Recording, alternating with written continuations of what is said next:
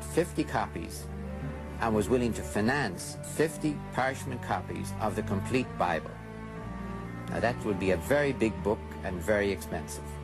Nobody was going to say to Constantine, well, we haven't totally finished deciding what's in and what's out. At that moment, it was very clear.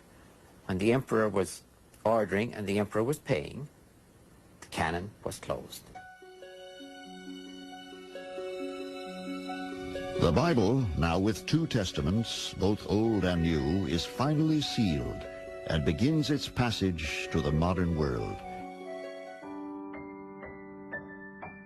The Bible is the holy book of Christianity. It is a collection of ancient texts that tell the story of God and his relationship with humanity. For centuries, the Bible was primarily in Latin. This was the language of scholars and the church. Most people couldn't read Latin. They relied on the church to interpret the Bible for them. Between 1200 and 1650, some brave individuals challenged this. They believed everyone should have access to the Bible in their language. This period saw the rise of the printing press. This new invention made it possible to produce books quickly and cheaply. The stage was set for a battle over the Bible. John Wycliffe was an English scholar. He lived in the 14th century. Wycliffe believed the Bible should be available in English. He wanted everyone to read and understand God's word for themselves. Wycliffe and his followers translated the Bible into English. This was a dangerous undertaking. The Catholic Church was very powerful at this time. It did not want people reading the Bible on their own. The Church feared people would misinterpret the Bible. They also feared it would weaken the Church's authority. Despite the risks, Wycliffe's English Bible circulated in secret. His ideas began to spread. William Tyndale was another important figure in the history of Bible translation. He lived in the 16th century. Tyndale was inspired by the work of Wycliffe. He also believed in the importance of making the Bible available to everyone. Tyndale produced a new English translation of the New Testament. He used the original Greek texts. This made his translation more accurate. Tyndale's work angered the Catholic Church. He was forced to flee England. He continued his work in exile. The Church hunted Tyndale relentlessly. They saw his translation as a direct threat to their power. Tyndale was eventually betrayed and executed, but his work lived on. His translation formed the basis for the King James Bible. Martin Luther was a German monk. He sparked the Protestant Reformation. Luther criticized many of the Catholic Church's practices. He challenged the Church's authority on matters of faith. Luther believed salvation came through faith alone. He rejected the idea that people needed the Church to reach God. Luther also believed in the importance of making the Bible available in the language of the people. He translated the Bible into German. Luther's translation was widely read. It helped spread his ideas of religious reform. Luther's break from the Catholic Church led to the formation of Protestant churches. These churches embraced the translation of the Bible into local languages. This period saw a flourishing of Bible translations. The Bible became more accessible to people. Everybody knows about the King James Version that came out in 1611. What you might not know, though, is that it's based mostly on the text of Stephanus, which was produced in the 16th century. And the text of Stephanus made use of the text of Theodore Beza, or Codex Beza. And what you might not know is that text reaches back to the year 400, give or take a decade or two. Codex Beza also has a Latin text alongside its Greek text, and the Latin text is judged to be reaching back to about the year 200. So here at Cambridge University Library we have thousands of medieval manuscripts, but the oldest of them is Codex Beza. So it's a late 4th, early 5th century manuscript. It's a manuscript of the Gospels, and it also contains the Acts of the Apostles and a fragment of the third epistle of John.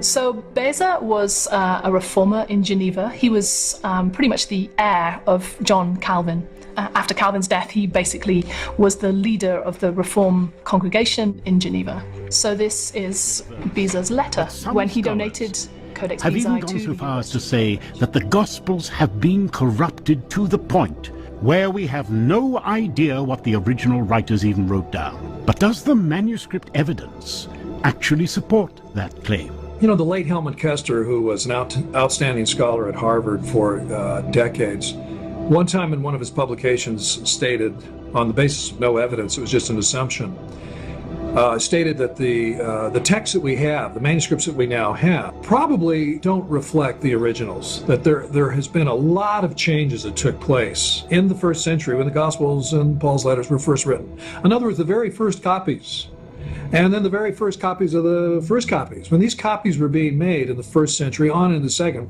there were all kinds of wild changes made. The evidence simply does not support that assumption. And one of the things that has caused us to doubt that scenario is the discovery that the ancient manuscripts were in use a long time. Because what we have found, thanks to archaeology hand in hand with manuscript discovery, we discover that, you know what? Manuscripts were in use 200, 300 years or longer. How's this happen? Well, at Oxyrhynchus, where 500,000 pages of text were recovered in the 1890s on into the 1920s. Well, some stratigraphy was done. And so we have libraries that have been thrown out, and we can do chronological study of these books. And what we find is that literature typically was in use 150 years to 200 years, sometimes 300 or 400 years. Now, the implications for the New Testament are obvious. If Paul wrote his letters in the 50s and 60s, if the gospel writers wrote their gospels in the 60s and 70s of the first century, and the autographs remained in use for 150 years, that takes us all the way into the early 3rd century. We have continuity from the autographs to these early copies we have. And those early copies would have had the same duration, the same longevity, which takes us right into the 4th century, where we have the complete Greek New Testament, like Codex Vaticanus or Codex Sinaiticus. And when those were written, these other papyri that you can now see in Geneva or in Dublin or wherever, they were still in existence. And so this idea that, oh, well, who knows what Paul originally wrote in his letters, or who knows what the gospel writers originally said about Jesus, there's no foundation for that kind of skepticism. This has been commented on. Fred Wissey, longtime professor at Yale, remarked one time that the stability of the Greek New Testament text is such that he considered it nothing less than a miracle. James VI of Scotland became King James of England in 1603. He was a scholar and a king. James believed in the divine right of kings. This meant he thought God chose him to rule. He was a Protestant king in a country divided by religion. James inherited a difficult situation. England was divided between Catholics and Protestants. There were many different English translations of the Bible. This caused confusion and arguments. James wanted to unite his people. He saw a new translation of the Bible as a way to do this. A single authoritative Bible could bring everyone together. England in the 17th century was a turbulent place. The Protestant Reformation had swept across Europe. England broke away from the Catholic Church. This created a deep rift in society. Catholics remained loyal to the Pope in Rome. They faced persecution from the Protestant government. Meanwhile, Protestants were divided amongst themselves. Some wanted to purify the Church of England even further. The different Protestant groups often argued about the meaning of the Bible. Each group had their own interpretation. This caused confusion and conflict. King James saw the need for a single authoritative English Bible. He wanted a translation that all sides could agree on. This would help to unify the country. In 1604, he commissioned a new translation of the Bible. 54 scholars worked on the translation. They were divided into 6 companies. Each company worked on a different part of the Bible. They consulted with each other to ensure consistency. The scholars worked from the original Hebrew and Greek texts. They also consulted with earlier English translations. Their goal was to create a translation that was both accurate and beautiful. The King James Bible was completed in 1611. It quickly became the standard English Bible. The language was powerful and poetic. It had a profound impact on English literature. The King James Bible was used in churches throughout England. People read it at home. It helped to spread literacy. The Bible's message of hope and faith resonated with people from all walks of life. The King James Bible had a lasting impact on the English language. Many of its phrases and expressions became part of everyday speech. It is still considered one of the most important books ever written. The King James Bible shaped English-speaking Christianity. Its influence remains a testament to the power of language and the enduring message of the Bible.